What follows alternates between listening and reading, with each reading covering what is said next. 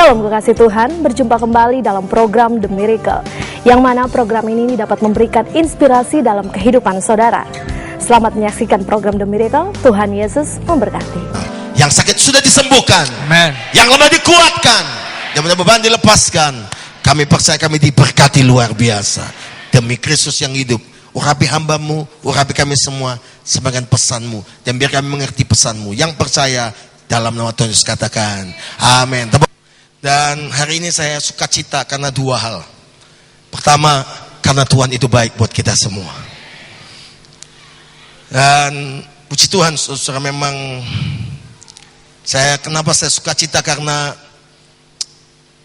tadi saya sudah lama sekali saya tidak pernah didoakan khusus oleh Pak Alex, founder Gereja Betani. Saudara, beliau tadi dalam pertemuan kami tiba-tiba selesai, kami keluar sebentar, beliau panggil saya dan saya berlutut, saya didoakan oleh beliau. Saya merasakan satu urapan yang baru. Saya percaya saudara, hamba-hambanya diutus untuk mengurapi orang-orang kudusnya. Tepuk tangannya balai meriah buat Allah kita. Dan yang kedua, kenapa saya senang, bahagia, karena semua saudara dalam keadaan luar biasa, dalam keadaan baik. Tepuk tangannya paling meriah buat Allah kita. Puji Tuhan. Sebelum saya menyampaikan pesan Tuhan, ada Pak Joko yang akan bersaksi sebentar bagaimana Tuhan melakukan the years of progress, tahun peningkatan. Dan gereja kita Betani yang ada di Tarakan, saudara, yang digembalakan oleh Pak Joko.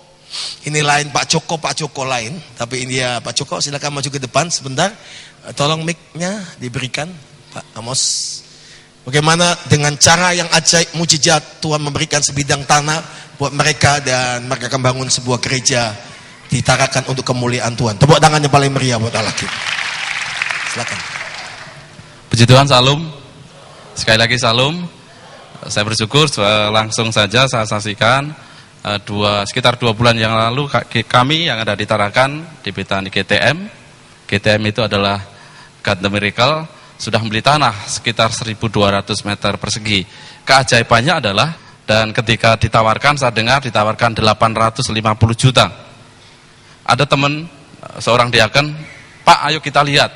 Kemudian kami bawa panitia, ada 4 panitia, itu insinyur semua, insinyur pembangunan, dan kemudian kami datang ke rumah itu.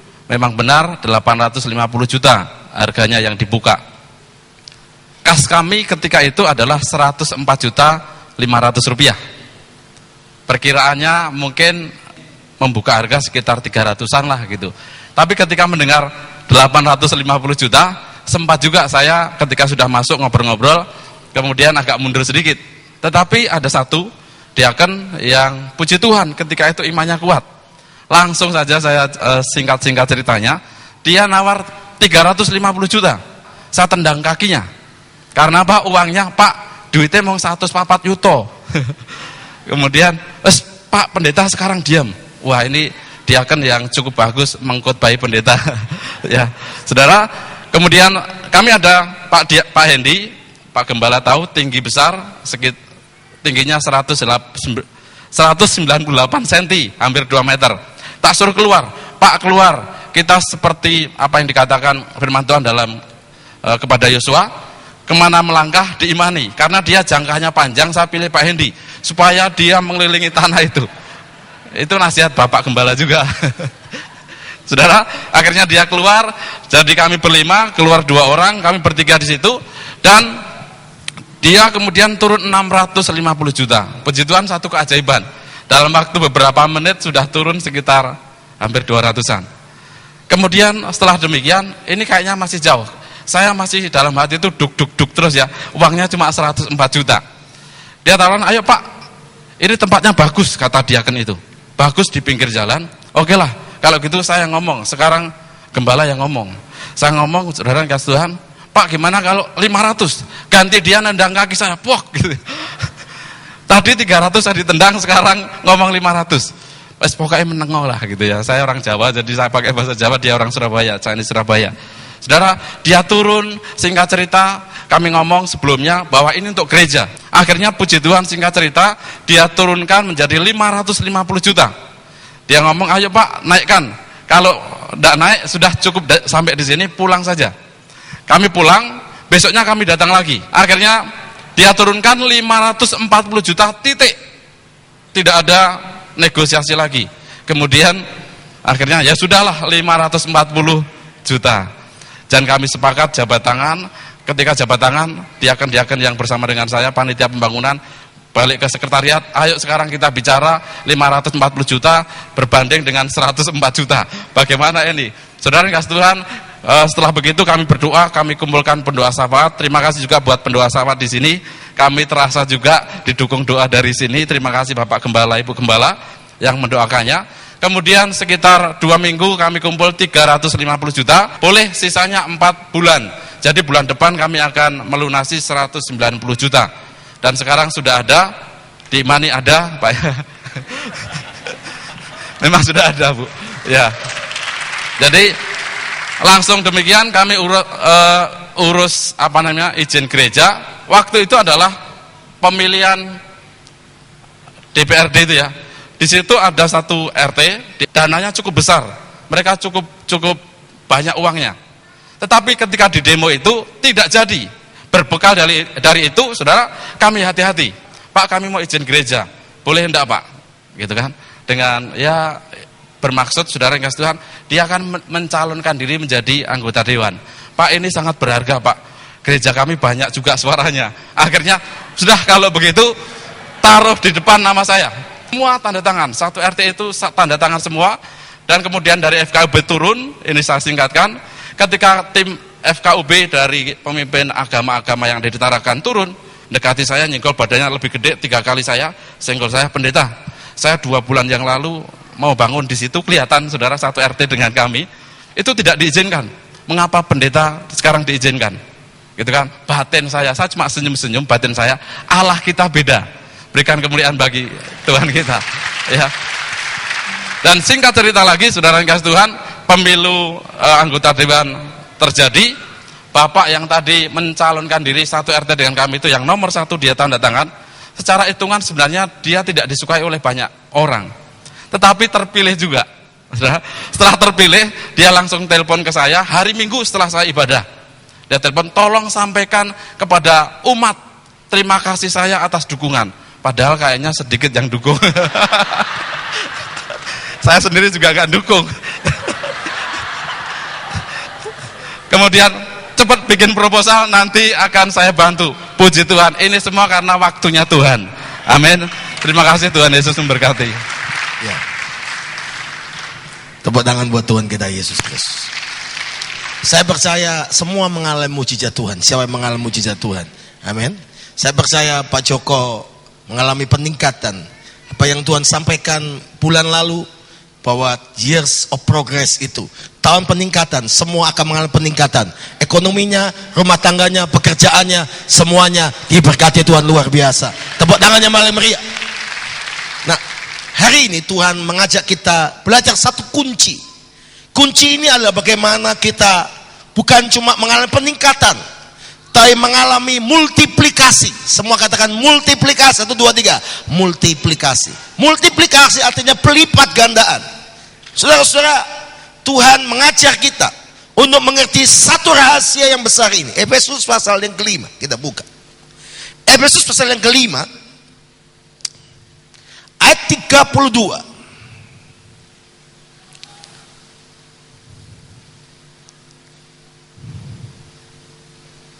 Saya penggal dulu ayat 32, nanti kita akan baca satu perikop ini. Kenapa Tuhan berkata rahasia ini besar? Mari kita baca Efesus pasal 5 ayat 32. 2, 3. Rahasia ini besar, tetapi yang kumaksudkan ialah hubungan Kristus dan jemaat. Yang percaya katakan amin. Yang berbahagia adalah mendengar firman Tuhan, berbahagia menjadi pelaku firman Tuhan. Kalau yang namanya secret, rahasia, sekarang ini ada buku yang lagi orang pingin tahu, The Secret, satu rahasia. Tidak semua orang mengerti rahasia. Tidak semua pribadi bisa tahu rahasia. Ada satu rahasia yang besar yang Tuhan ungkapkan buat kita semua. Supaya saudara bukan sekedar mengalami peningkatan, tetapi saudara mengalami multiplikasi. Semua katakan sama-sama dengan saya, multiplikasi. 1, 2, 3, multiplikasi. Multiplikasi itu begini, pelipat gandaan. 5 roti, 2 ikan, dilipat gandakan, dimultiplikasi 5.000 orang plus 12 bakul. Multiplikasi itu minyak dibuli-buli sedikit, tepung segenggam di janda sarfat itu dimultiplikasikan menjadi selama 3,5 tahun mereka dipelihara Tuhan, bisa membuat makanan tidak pernah habis. Multiplikasi yang lain adalah saudara, janda nabi yang dikejar penagih hutang, dan tiba-tiba waktu penagih hutang itu datang, mereka mengadu kepada Elisa dan bertanya, bagaimana caranya? Multiplikasi itu, apa yang kau miliki? Minyak dalam buli-buli sedikit, ambil buli-buli dari tetangga semuanya, kunci pintumu, tuangkan. Terjadi multiplikasi, dari sedikit menjadi makin banyak, tambah banyak, sangat banyak. Semua katakan sama-sama dengan saya, multiplikasi dari sedikit makin banyak, tambah banyak, sangat banyak. 1, 2, 3, multiplikasi itu dari sedikit makin banyak, tambah banyak, sangat banyak. Tepuk tangan yang paling meriah buat Allah kita. Bagaimana dari sedikit 5 roti 2 ikan, bagaimana dari sedikit tepung sedikit dan minyak sedikit, minyak dalam buli-buli menjadi multiplikasi.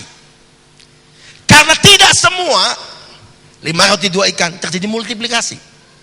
Tidak semua tepung minyak sedikit terjadi multiplikasi. Tidak semua minyak sedikit itu bisa dimultiplikasi. Tapi hanya mereka khusus mengalami multiplikasi di tengah kesukaran, di tengah resesi.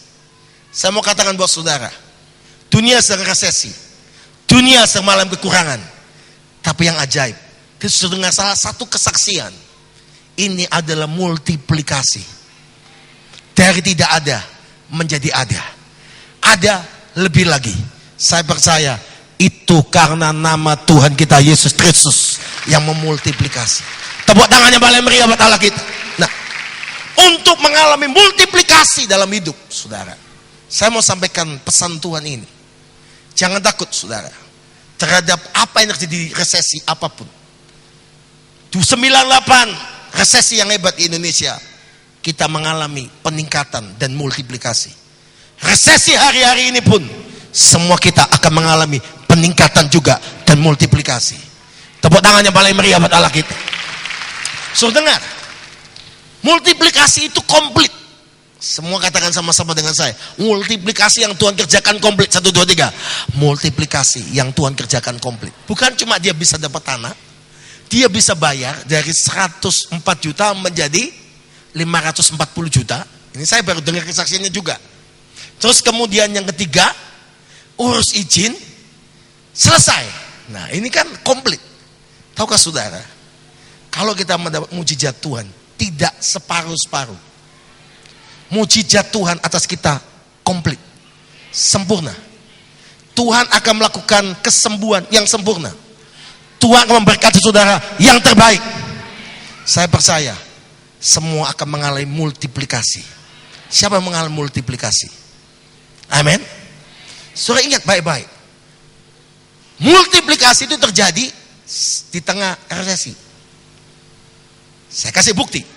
Waktu 5.000 orang laki-laki, belum perempuan dan anak-anak, mereka kelaparan. Ini krisis.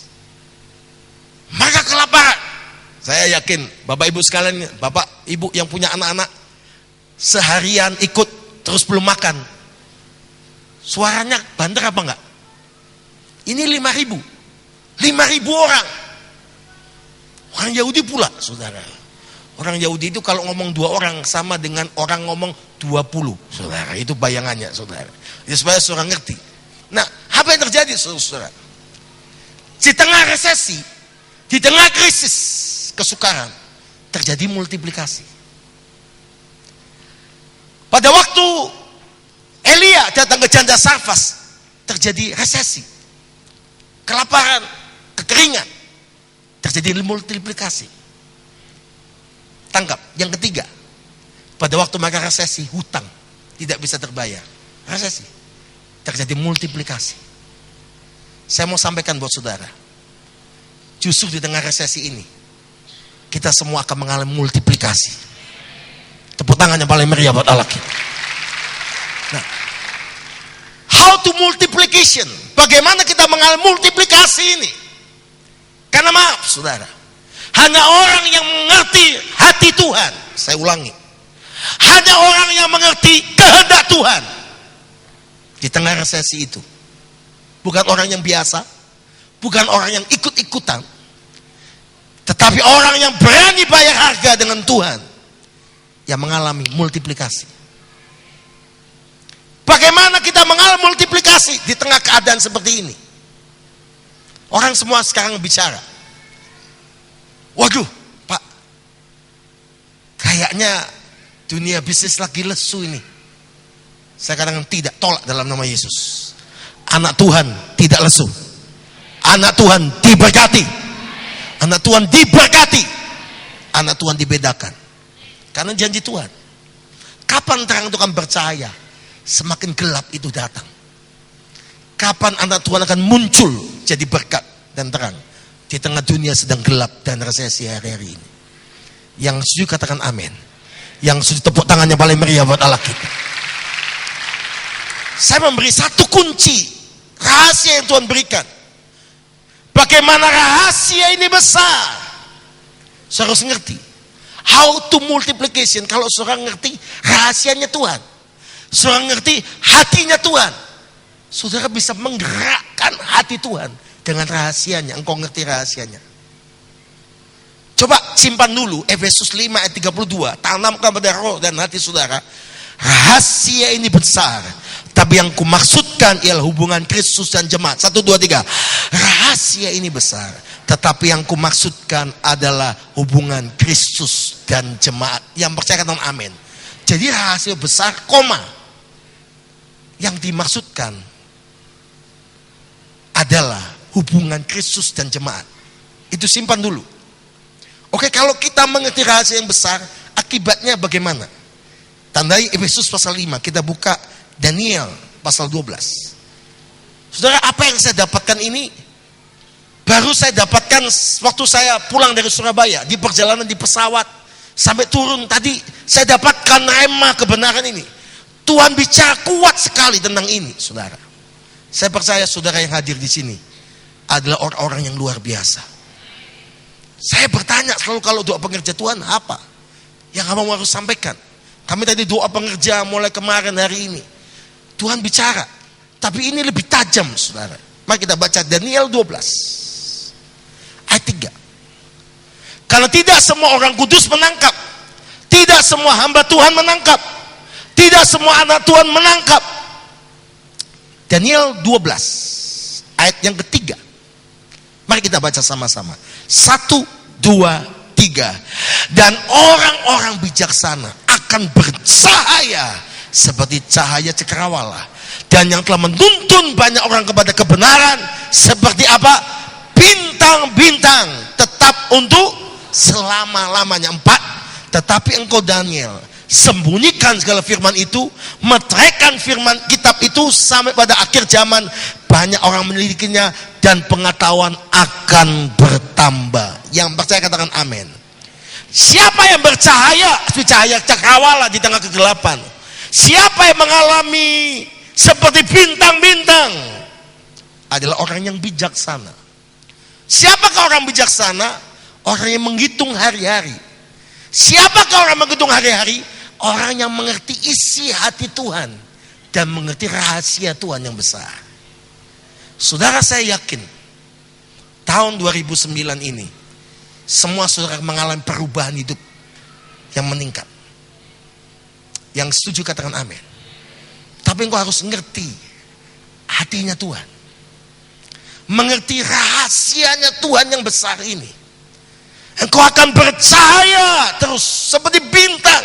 Bintang itu saudara, kalau saudara tahu bintang cakrawala yang ada di langit ini, biar siang biar malam, kalau saudara, memang kalau malam lebih kelihatan, makin terang. Tapi siang kalau saudara punya teleskop yang besar, saudara lihat ke sana, dia akan terus bercahaya.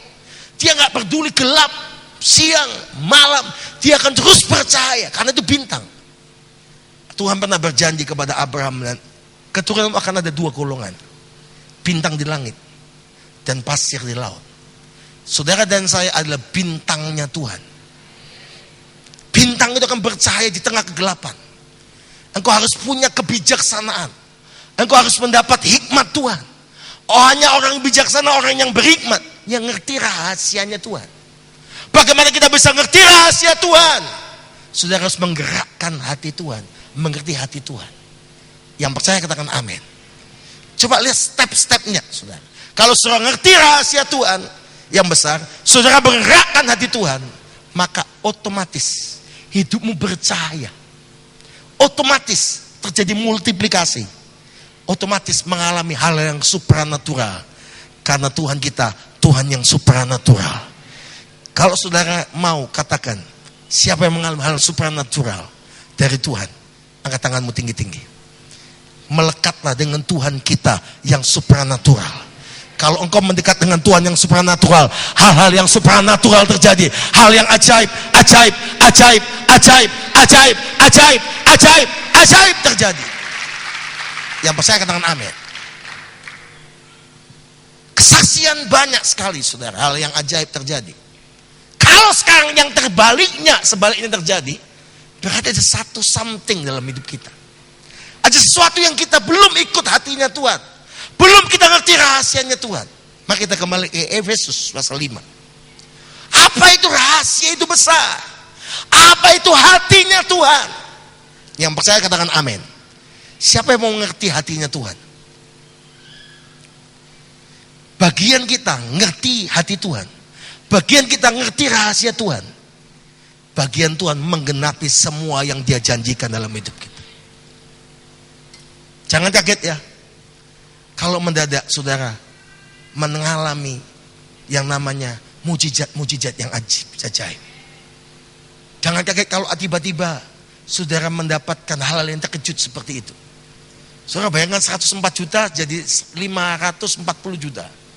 Waduh, tadi saya udah doa, Tuhan saya udah denger nih Pak Joko mau perlu dana ini. Saya memang suruh saksi, tapi dia ngomong 190 juta.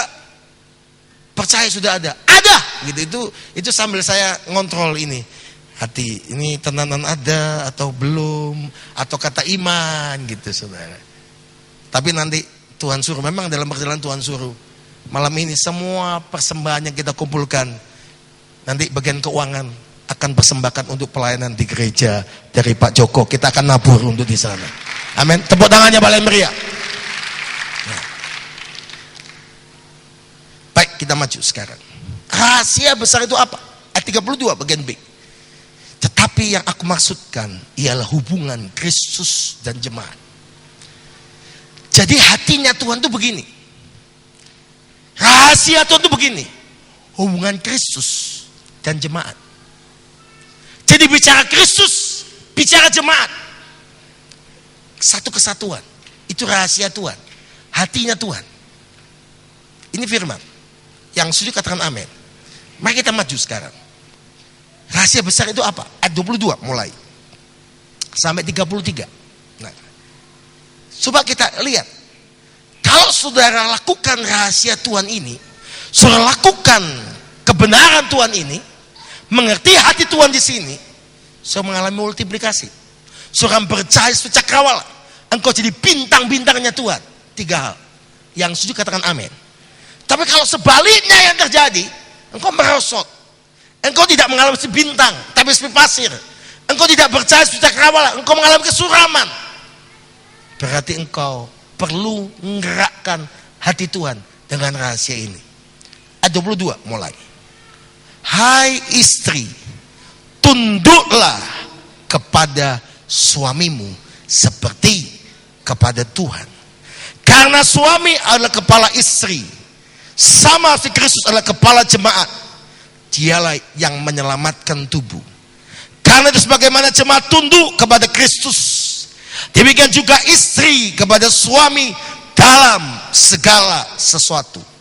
Hai suami, kasihlah istrimu sebagaimana Kristus telah mengasihi jemaat dan telah menyerahkan dirinya baginya untuk menguduskannya, sesudah ia menyucikan dengan memandikan dengan air dan firman.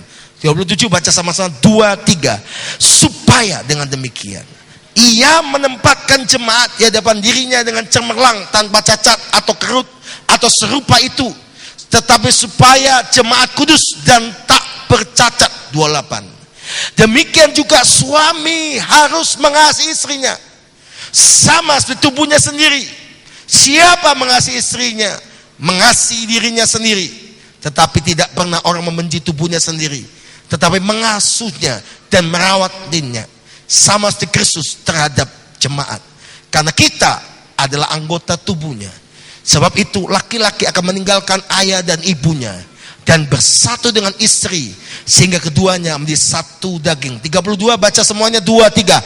Rahasia ini besar, tetapi yang aku maksudkan adalah hubungan Kristus dan jemaat. 33. Bagaimana juga bagi kamu masing-masing, berlakulah istrimu seperti, kasihlah istrimu seperti dirimu sendiri, tapi istri hendaklah menghormati suaminya. Jadi kalau saudara mau tahu, Tuhan mau ngomong begini, kenapa ada orang tidak mengalami multiplikasi di tengah kesukaran? Kenapa ada orang-orang Kristen, orang percaya tidak percaya di tengah kegelapan, tapi mengalami kemunduran, mengalami kegagalan dalam hidupnya? Karena dia tidak ngerti hatinya Tuhan, tidak ngerti rahasia yang besar ini. Rahasia besar itu apa? Saya mau buka kepada saudara semua. Tuhan mau bicara begini, hati Tuhan itu bicara Kristus sebagai kepala gereja, jemaat itu tubuhnya. Yang percaya katakan amin. Jadi bicara kesatuan tubuh. Saya harus ngerti. Banyak orang anggap begini, oh yang penting Kristus, nggak penting gereja. Orang seperti ini tidak ngerti rahasia Tuhan. Orang seperti ini dia hanya menghormati kepala, tidak menghargai tubuhnya Kristus. Tuhan sendiri ngomong begini, Kristus itu kepala, jemaat itu tubuhnya. Bagaimana tubuh telah dibeli oleh darah Yesus. Yang percaya katakan amin. Dulu saya nggak ngerti. Sebelum saya mulai masuk dalam pelayanan gereja, saya orang misi, seorang penginjilan, saudara. Saya pikir begini, yang penting Kristus, yang penting menangkan jiwa. Tidak salah. Tetapi memenangkan jiwa perlu, tapi saudara harus tahu, Yesus sendiri berkata, gereja itu satu kesatuan, kepalanya Kristus. Mereka itu tubuhnya. Jadi kalau saudara hormati Yesus, tidak hormati gereja, saudara cuma hormat kepala, tidak hormat tubuhnya Kristus.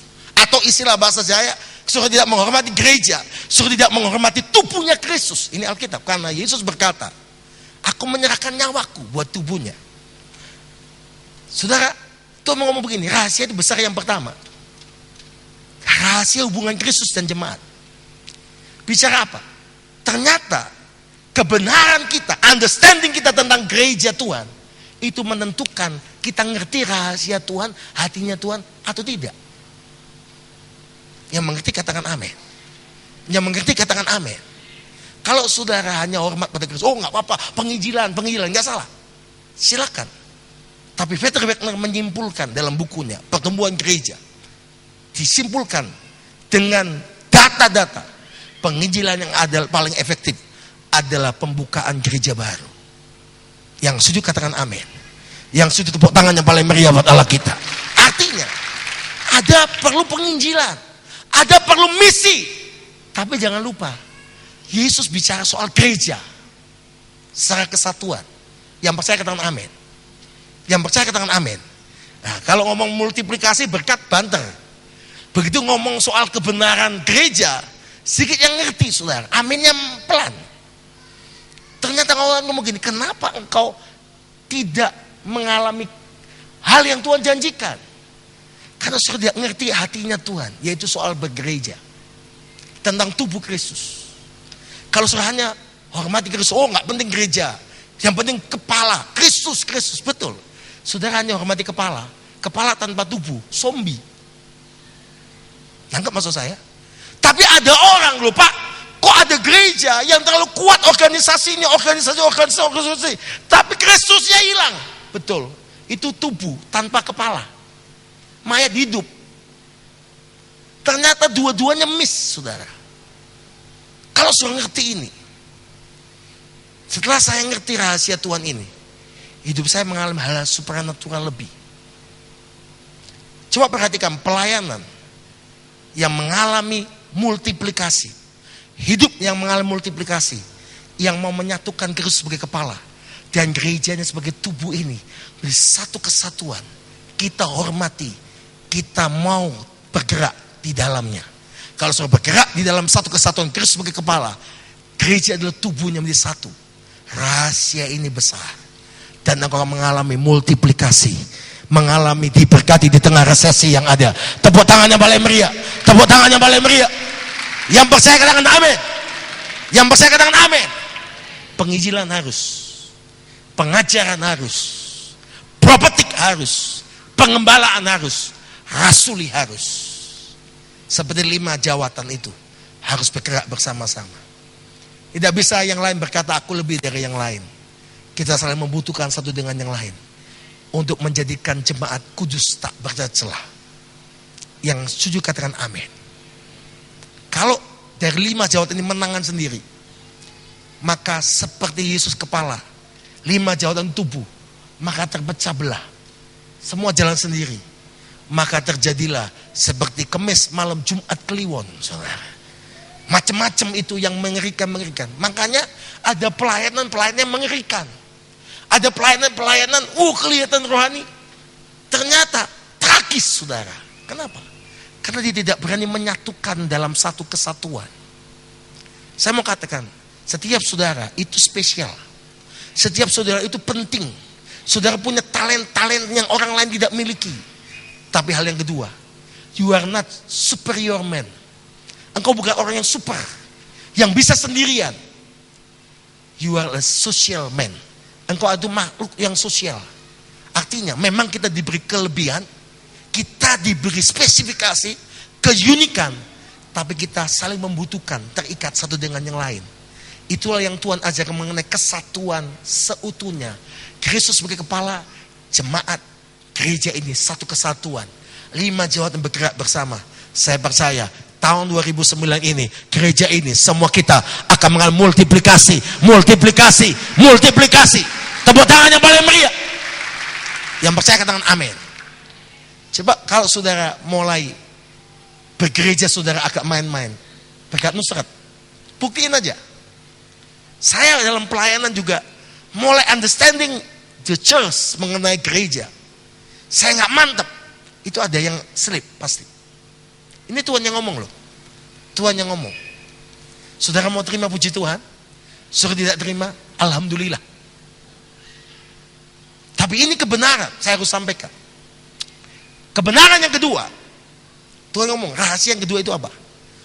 Hubungan Kristus itu dengan jemaat seperti hubungan suami istri. Yang kedua, saya mau katakan 2 lembaga di dunia ini yang Tuhan bentuk dan Tuhan komitmen selama-lamanya, satu gereja. Karena Tuhan Yesus berkata gini, di atas batu karang ini aku mendirikan jemaatku dan alam maut tidak akan dapat merebutnya. Itu gereja. Yang percaya katakan amin. Yang percaya katakan amin. Lembaga yang kedua adalah keluarga, family. Ayat yang baru kita baca bersama, resuminya 2. Hatinya Tuhan yang kedua adalah keluarga.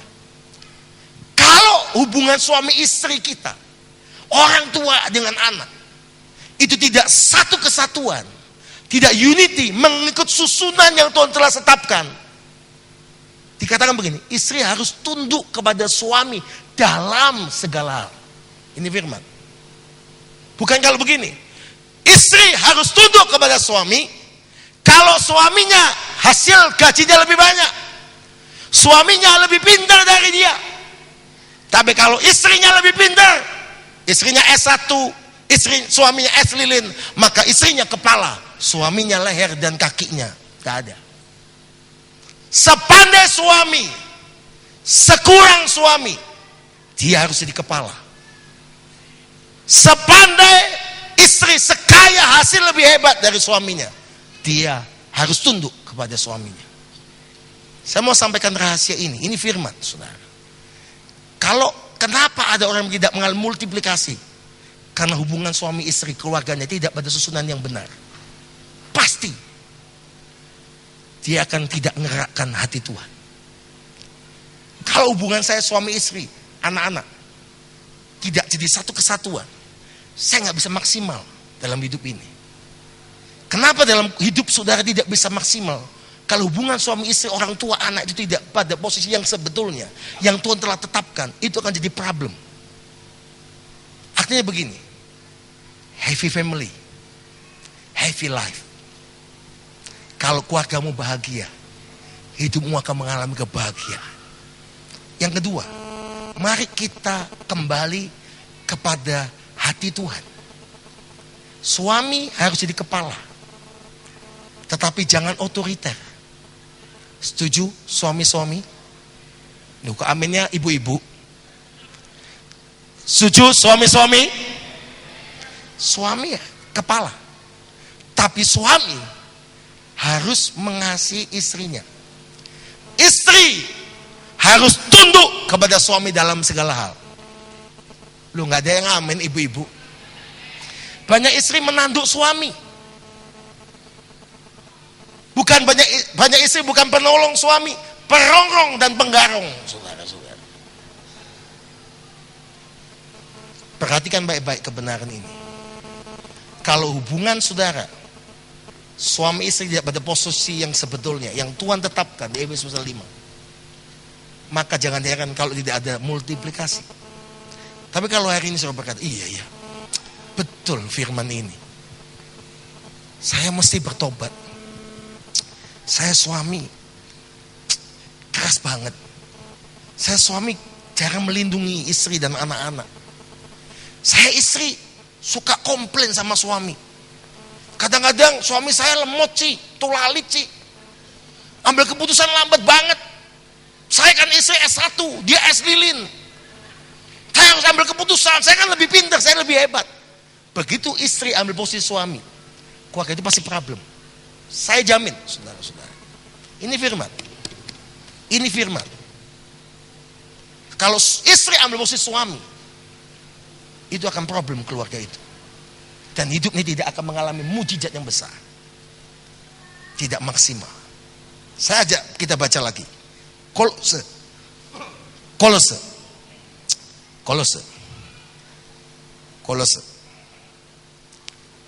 Pasal yang ketiga. Ada mulai mengangguk-angguk, udah ada yang mulai angguk-angguk. Betul dia Pak ya. Sebelum firman ini saya sampaikan, firman itu bicara dulu kepada saya. Dan saya repentant dulu, saya bertobat dulu. Saudara. Kolose. Saya mau tanya lagi. Siapa yang mau mengalami multiplikasi dalam hidupnya? Amin. Perbaiki dalam bergereja, submission in church. Pendudukan diri saudara di gereja. Bagian porsi yang penting di gereja saudara harus perbaiki. Yang kedua, hubungan suami istrimu, keluargamu harus dibereskan. Orang tua anak. Mungkin ada yang single parent di sini. It's okay. Saudara sudah berlangkah seperti itu. Sekarang apa yang mesti saudara lakukan? Single parent harus memperbaiki. Anak-anak, hubunganmu dengan anak-anak dibereskan. Kolose pasal 3, coba kita lihat. Ayat 18. Bahkan di sini katakan kalau engkau berposisi seperti itu, yang benar, bukan saudara saja mengalami rahasia Tuhan, ngerti hati Tuhan, tapi saudara akan mengalami upah Tuhan. Yang percaya katakan amin. Tapi kalau sudah tidak lakukan, akan ada hukuman. Ini lihat firman Kolose 3 ayat 18. Kita baca sama-sama sampai 25. Sudah dapat kita baca 1, 2, 3. Hai istri-istri, tunduklah kepada suamimu sebagaimana seharusnya di dalam Tuhan. Hai suami-suami, kasihlah istrimu. Dan garis bawahi, ibu-ibu baca dengan keras 1, 2, 3. Jadi suami-suami yang kasar-kasar tobat, termasuk saya. Kadang-kadang suami-suami kalau lagi sepaneng kasar, itu mata kayak melotot gitu, saudara. Jangan berlaku kasar. Lu nggak ada yang amin, bapak-bapak. Tegas boleh, tapi kasar tidak boleh. Nah, maju. 20, 2, 3. Hai anak-anak, taatilah orang tuamu dalam segala hal, karena itulah yang indah dalam Tuhan. Anak-anak, saya mau kasih tahu, kita semua ini anak. Semua pernah jadi anak. Dan sampai sekarang, meskipun saya udah jadi bapak 3 anak, saya ini tetap anak. Karena saya punya bapak ibu. Lu gak ada yang amin? Ada yang lahir dari batu? Semua kan lahir dari orang tua. Setuju? Saudara, perhatikan. Anak-anak, taati orang tuamu dalam segala hal, karena itulah yang indah di dalam Tuhan. Maju. Ada 21, 2, 3. Hai bapak-bapak, jangan sakiti hati anakmu, supaya jangan tawar hatinya. Oh bapak, nggak ada gini. Hai bapak ibu, jangan sakiti hati anak-anakmu, supaya jangan tawar hatimu. Tapi firman ini sampai saya baca berkali-kali, sampai saya cari dalam bahasa aslinya. Betul, hai bapak-bapak. Ternyata bapak-bapak itu sering menyakiti hati anak-anaknya. Bapak-bapak, bertobatlah. Lu saya bapak, lu gak ada yang amin? Jangan nyakiti hati anak. Lu gak ada yang amin? Tapi bapak-bapak sini baik-baik, amin? Yo, kok yang amin ibu-ibu? Yang amin anak-anak yang tersakiti? Maju, next. 22, 2, 3. Hai hamba-hamba, taatilah Tuhanmu yang di dunia ini dalam segala hal. Jangan hanya di hadapan mereka saja menenangkan hati mereka, melainkan dengan tulus hati dan takut akan Tuhan. Apapun yang kamu perbuat dengan sengat hatimu, seperti untuk Tuhan dan bukan untuk manusia.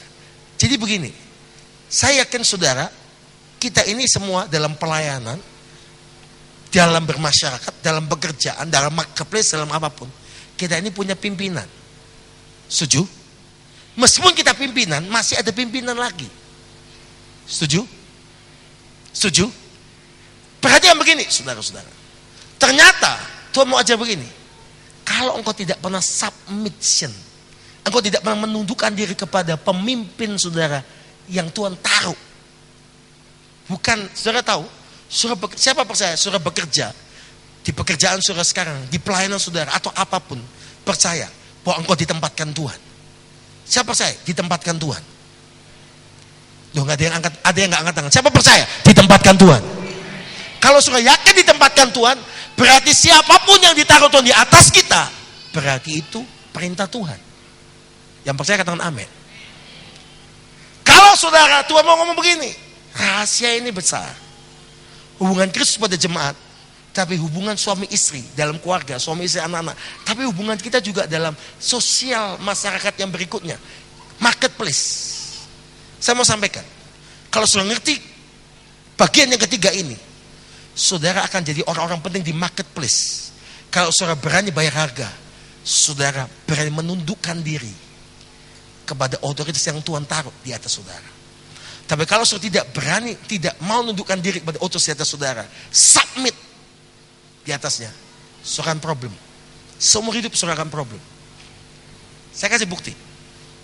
Ada orang kerja satu pekerjaan. Saya punya sahabat kerja satu pekerjaan. Dia doa minta pekerjaan. Lamarannya diterima, dia masuk pekerjaan. Ini kan hasil doa.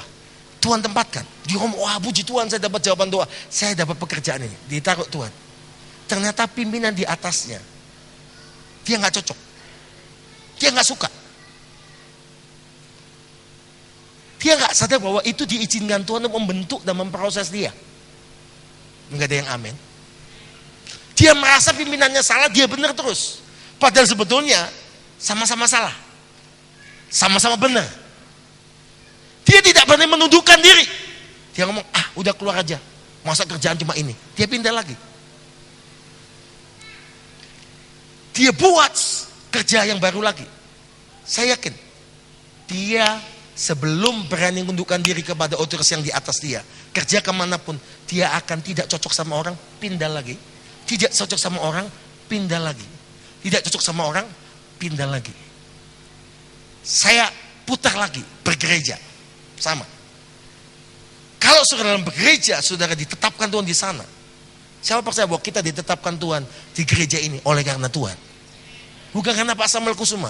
Bukan karena hamba Tuhan yang lain. Karena Tuhan. Angkat tanganmu tinggi-tinggi. Amin. Amin. Kalau saya yakin dengan Tuhan, proses apapun, pembentukan apapun, kita harus terima. Setuju? Tapi kenyataannya banyak orang gak cocok dalam pelayanan si A, si B, gereja tertentu. Dia pindah. Percaya, pindah. Selama dia belum lulus ujian di gereja sebelumnya, dia akan mengalami ujian yang sama. Sama si pekerjaan itu. Sudah tidak pernah lulus si pekerjaan itu, ujian submission. Sudah pindah ke pekerjaan manapun, akan ujian itu datang. Sudah ngindar, ujian lagi. Gak percaya? Saya kasih contoh. Saudara ujian kelas 3 SMA, kelas 3 SMP, kelas 6 SD, sudah ujian. Beli balik papan, wah berat, gak bisa, sekolahnya gak cocok, pindah ke Samarinda. Ngulang lagi apa enggak? Ujian kelas 6, 3 SMP, 3 SMA, ngulang lagi? Ngulang lagi. Sama apa enggak ujiannya? Buang waktu apa enggak? Buang waktu. Buang biaya atau enggak? Buang biaya. Enggak cocok dia di Samarinda, pindah lagi ke Tenggarong.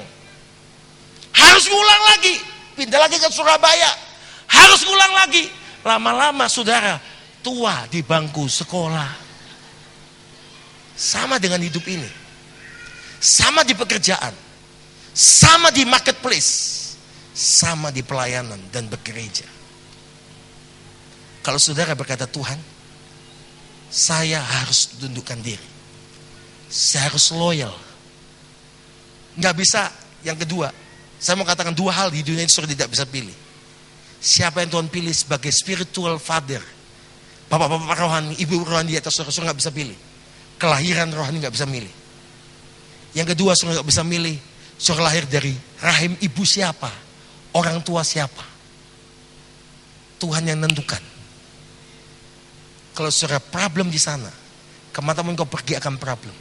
Tapi engkau berkata, ya saya harus selesaikan. Saya harus selesaikan. Saya harus setia. Saya harus submit. Saya harus loyal sampai kapanpun. Lihat, Tuhan berjanji, rahasia ini besar. Maka orang yang berhikmat akan mengalami multiplikasi, akan bercahaya, akan terus mengalami si bintang-bintang di langit. Yang percaya itu pasti terjadi. Tepuk tangan yang paling meriah. Tepuk tangan lebih meriah lagi. Haleluya. Saya mau share, saudara. Saya mengalami proses banyak hal. Di gereja Betani, di pelayan Betani di Betani saya sejak bertobat, saya melayani. Saya berangkat dari persekutuan dan saya masuk ke pelayanan. Dan Tuhan panggil saya ke gereja Betani Surabaya. Dari proses itu sampai hari ini, saya belajar satu hal. Apapun yang terjadi, saya akan submit. Saya akan menundukkan diri. Saya mau sampaikan, saudara, ini penting. Tiap kali saya ke Surabaya untuk doa pengerja bersama, sebelum selesai, kalau Pak Alex, saya lihat bisa saya masuk, saya akan datang. Saya minta dia berkati saya. Saya minta beliau doakan saya. Saya minta beliau urapi saya. Itu saya lakukan setelah pertama kali saya diberi tugas khotbah. Sampai hari ini. Tidak pernah saya akan berubah. Dalam arti saya tahu beliau Tuhan taruh sebagai otoritas yang di atas saya. Meskipun Tuhan pakai saya seperti hari ini sekarang. Tuhan perluas pelayanan seperti ini. Saya nggak akan pernah berkata, saya udah mampu, Saya udah hebat, saya nggak perlu beliau. Alkitab berkata kalau saya lakukan itu, maka itu berkata itu covering rohani, berkat rohani akan hilang. Kalau mungkin dulu saudara gagal di tempat tertentu dan saudara dibawa Tuhan ke tempat ini hari ini, ada proses yang sama yang kau alami di tempat yang lama. Jangan gagal. Engkau harus lulus di tempat ini. Engkau harus menang di tempat ini. Dan engkau harus submit di tempat ini. Supaya engkau mengalami peningkatan, multiplikasi, kemuliaan Tuhan. Kemuliaan Tuhan. Tepuk tangan yang paling meriah. Yang percaya katakan amin. Suami istri juga begitu. Keluarga itu juga begitu. Coba gak percaya. So gak ada bekas suami, gak ada bekas istri, gak ada bekas anak-anak, gak ada bekas orang tua. Alkitab berkata keluarga itu milik kesayangan Tuhan. Tuhan komitmen yang menyatukan keluarga pertama kali itu Tuhan. Apapun yang saudara alami, mari bereskan hubunganmu dengan suami istri dan anak-anak. Saya sebagai suami, saya sebagai bapak, saya punya kesalahan, saya punya kegagalan. Tapi saya tidak akan terus-menerus berkata, saya salah, gagal, dan saya tidak memperbaiki dan bertobat. Saya harus bertobat, saya harus perbaiki. Dan saya lihat, saudara, tiap kali saya perbaiki dan bertobat, dan saya mau memperbaiki dan bertobat, disitulah Tuhan menyatakan multiplikasi. Disitulah Tuhan lebih bercahaya. Disitulah saya mengalami kemuliaan Tuhan lebih lagi. Tapi tiap kali saya menunda-nunda memperbaiki sistem yang saya harus lakukan, saya gengsi saya lebih kuat. Saya mau berdalih apapun lebih banyak. Semakin saya menunda, semakin lama mujizat Tuhan terjadi.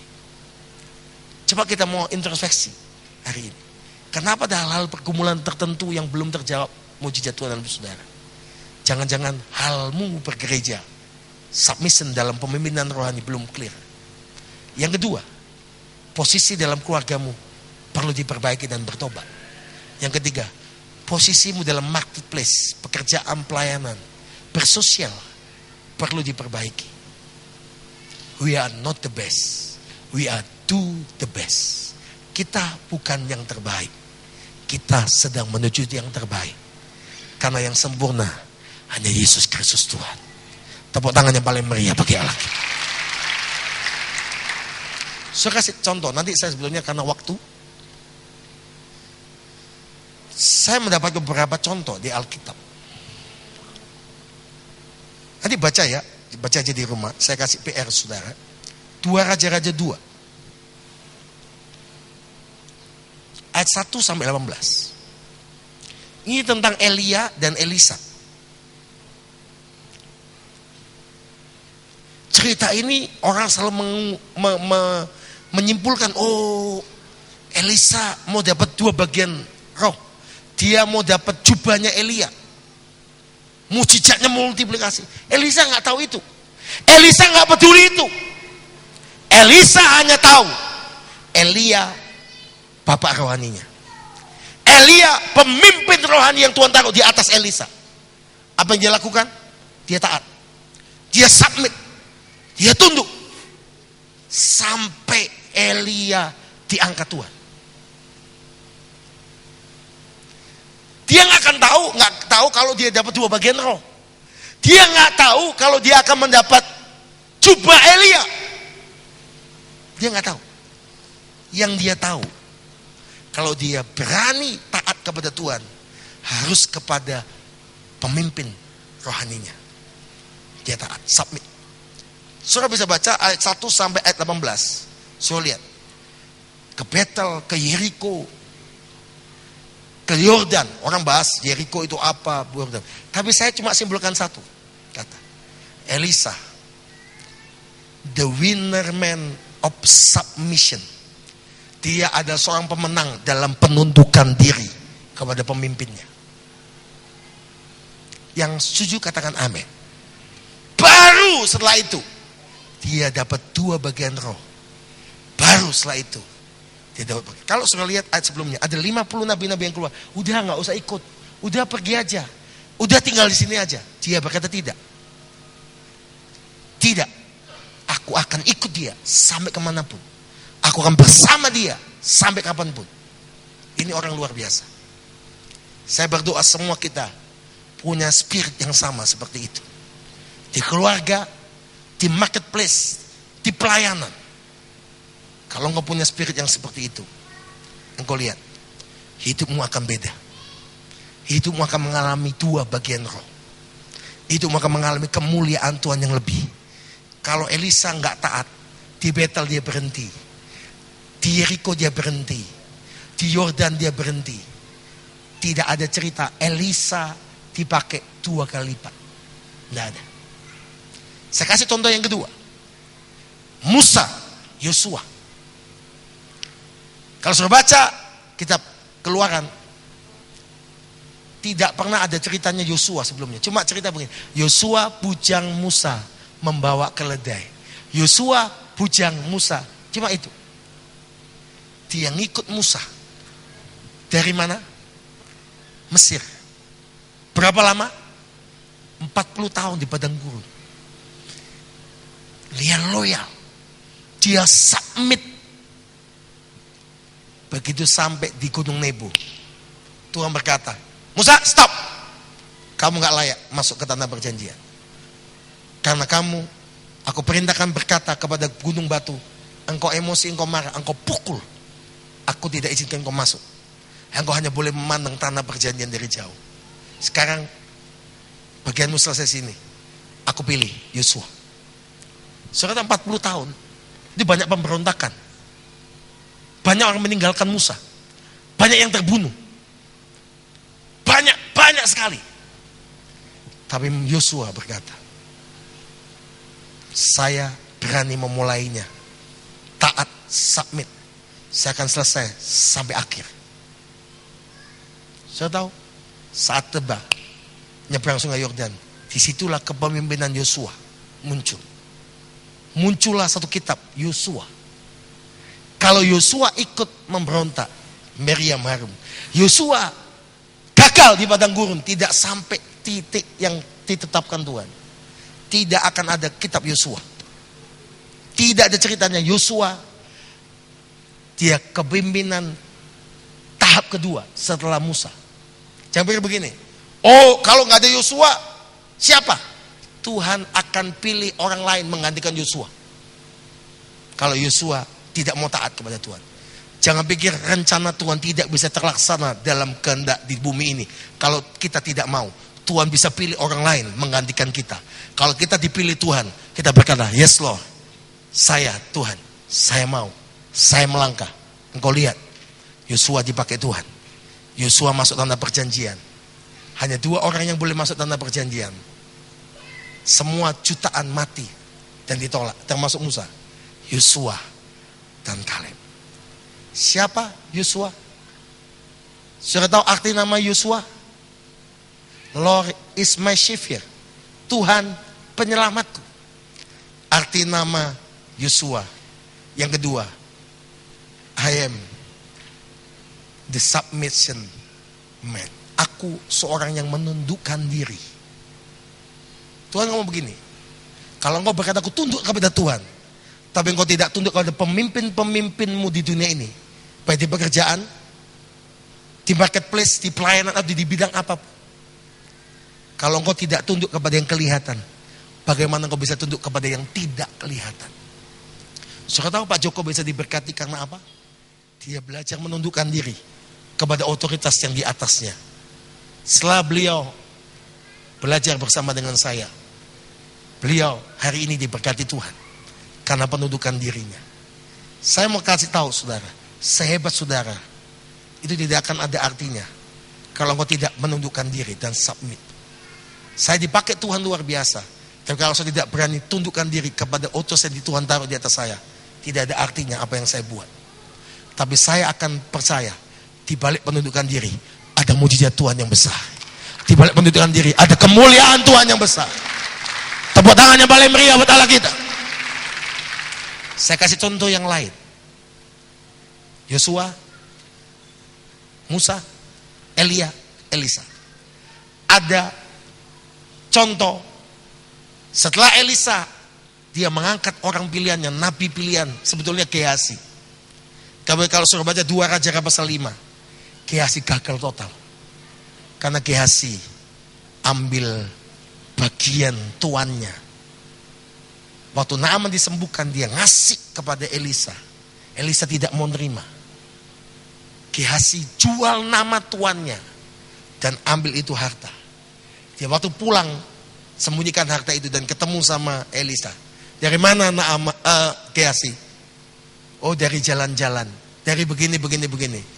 Padahal dia tahu, Tuhan kasih tahu, dia ambil sesuatu. Apa yang terjadi?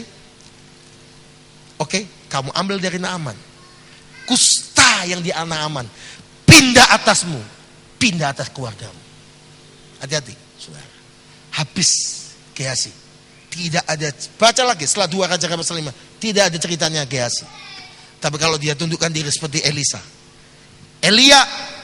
Elisa menundukkan diri 2 bagian roh. Harusnya Gehazi 3 bagian roh. Lu gak ada yang amin? Gak ada yang amin? Tapi dia gagal. Kalau saya mau tanya, apa kegagalan Gehazi terhadap Elisa? Submission, penundukan diri. Siapa yang mengalami multiplikasi? Angkat tangan tinggi-tinggi. Siapa yang mau menjadi keturunan Tuhan seperti bintang di langit? Siapa yang mau mengalami bercahaya di tengah kegelapan? Diberkati luar biasa di tengah resesi ini. Tepuk tangan yang paling meriah buat Allah kita. Apa yang kita mulai lakukan? Bergereja kita harus benar, melayani dengan benar, keluarga dengan benar, dan di marketplace pekerjaan kita dengan benar. Bergereja, di keluarga, di marketplace, kita harus ada satu benang merah. Hati Tuhan, submission, penundukan diri. Karena waktu engkau pengen menundukkan diri, seperti Yesus, dia taat, merendahkan diri, bahkan mati. Maka Tuhan meninggikan dia di atas segala-galanya. Yesus aja mau merendahkan diri sampai ke titik nadir. Tuhan pernah tanya sama saya mau share buat saudara, penutup. Satu kali saya sebagai manusia biasa, sebagai hamba Tuhan pernah alami. Kadang mengalami hal-hal yang di luar perkiraan kita. Saya komplain, Tuhan, saya buat baik, kok begini yang saya alami? Kok begini saya alami? Saya tolong orang, kok orang ini berbuat seperti ini pada saya? Saya lakukan yang baik seperti ini, saya komplain. Saudara tahu, waktu saya komplain sama Tuhan, Tuhan diam aja sama saya. Tuhan, saya tolong, ini orang bukan apa-apa, saya angkat Tuhan. Tiba-tiba dia mengkhianati seperti itu. Saya komplain sama Tuhan. Saudara tahu apa Tuhan lakukan? Tuhan diam. Tuhan cuma senyum. Tuhan ngomong begini sama saya. Apa yang hilang dari kamu? Kan harga diri Tuhan. Kan harga diri. Kan ada orang ngomong begini, Pak, uang saya hilang boleh, barang saya hilang boleh, tapi kalau harga diri saya diusik, awas ya. Itu orang sombong. Saya berhadapan dengan Tuhan, Tuhan ngomong begini, apa yang kurang dari kamu? Apa yang kau alami? Harga diri saya terusik. Terus Tuhan tanya begini, berapa harga dirimu? Sudah tahu? Tuhan tanya, berapa harga dirimu? Saya nggak tahu. Saya tersungkur. I am nothing. Saya bukan apa-apa. Kita harus mati bersama Kristus. Kalau saudara mengalami harga diri saudara dihancurin, no problem. Tuhan tidak akan pernah membuat engkau binasa. Tuhan akan membuat engkau diangkat Tuhan. Diangkat lebih lagi dan dimuliakan oleh Tuhan. Karena proses itu harus terjadi untuk nyata kemuliaan Tuhan.